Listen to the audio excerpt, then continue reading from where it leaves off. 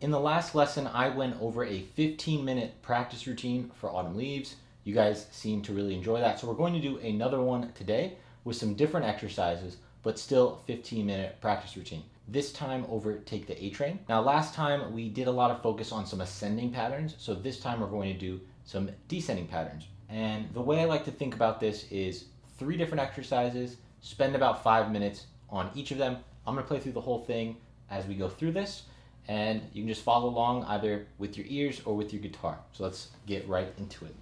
The first pattern is sort of reverse of what we did last time. Instead of a 1, 2, 3, 5, we're going to do 5, 3, 2, 1. So that means whatever chord we're starting on, we're going to play the 5th of that, the 3rd, the 2nd, and the root note. So let's do this. We're going to do it at 90 BPM this time instead of 80, and I'll start with the track.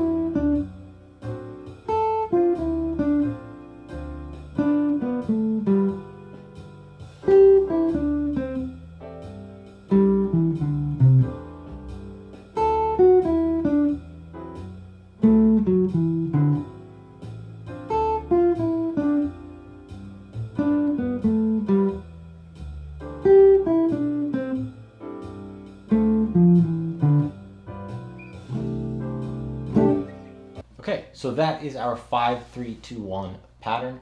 Now, all of these patterns, as well as the patterns from my last one in Autumn Leaves, they come from my 31 Essential Jazz Patterns course, which you can check out in the description.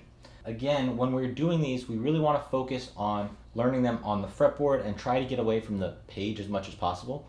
There is a PDF for this that's available for those that join the course, but either way, you want to get away from that PDF. Now, let's look at a different one that is really, really important, and this is the aspect of playing descending scales. And this is a method that I learned from Dan Wilson in the course that we have with him, Fretboard Freedom. And it's one now that I'm applying and really going through these fundamentals in my own playing. And I think it'll really pay dividends if you start working this into your own practice. So we're going to do some descending scales throughout Take the A Train. And really we only need 3. And that's going to be C major for the C major chord. We're going to still use C major for the D minor 7. D Dorian is still C major. And G Mixolydian for the G7 is still essentially C major. So C major covers us for a lot of chords. For the D7 sharp 11, we're going to use A melodic minor. And that is so that we get that sharp 11 sound. And then the only other one we're going to use is on the bridge, we'll do F major. So for a beginner intermediate guitarist, this is a great one to practice. We only have to focus on those 3 scales. So let's see what that sounds like. We'll play through it just like we did for this.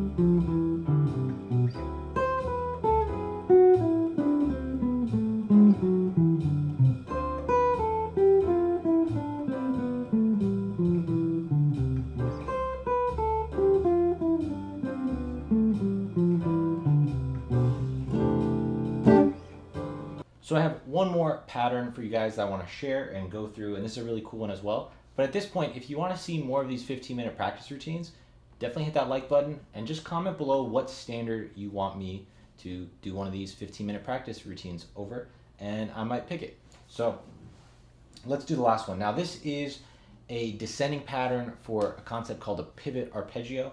Again, I'm not really going to get into what that is. I'm just going to do that. And we talk a lot more about how all these different patterns function in the course. So let's do that for Take the A Train.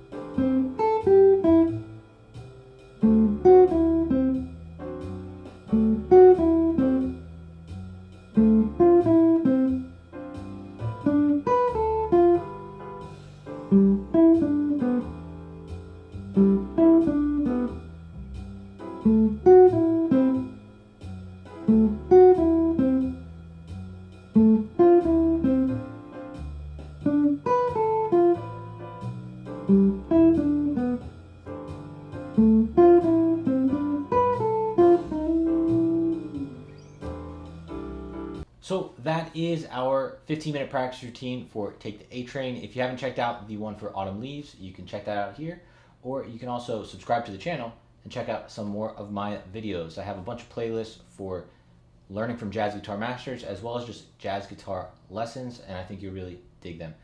Thanks. Again, leave me a comment. What standard do you want me to do one of these 15-minute practice routines for? And I will get to them. Thanks, guys. Have a good one.